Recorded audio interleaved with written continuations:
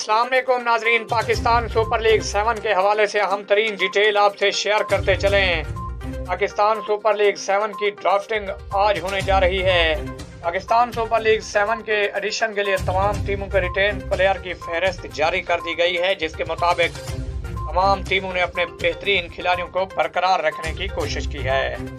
لاہور قلندر نے سہیل اختر، حارث رؤف، راشد خان، شاہین شاہ آفریدی، محمد حفیظ، ڈیوڈ ویزے، احمد دانیال اور ذیشان اشرف کو برقرار رکھا ہے، جبکہ اسلام آباد یونائٹڈ نے آصف علی، حسن علی، شاداب خان کو برقرار رکھا ہے۔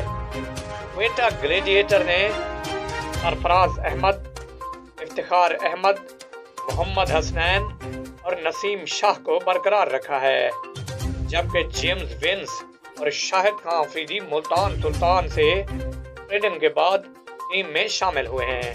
اسی طرح پشاور نے لیونگ سٹون، وہاب ریاض، حیدر علی، شرفین ردرفورڈ، شعیب ملک، حسین طلعت، ثاقب محمود اور کیڈمور کو برقرار رکھا ہے۔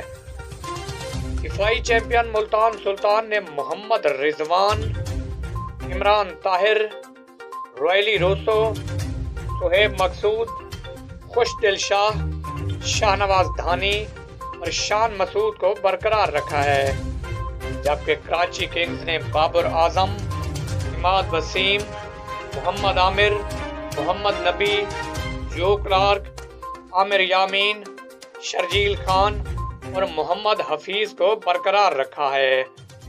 یہاں یہ امر قابل ذکر ہے کہ لاہور قلندر نے اپنی دریافت حارث رؤف کو برانڈ ایمبیسڈر کا درجہ دے دیا ہے اور شاداب خان کو اسلام آباد یونائٹڈ کا برانڈ ایمبیسڈر بنایا گیا ہے، جبکہ شاہد آفریدی کو کوئٹہ گلیڈیٹر کے گولڈ پلیئر کے ساتھ مینٹور کا درجہ بھی دے دیا گیا ہے۔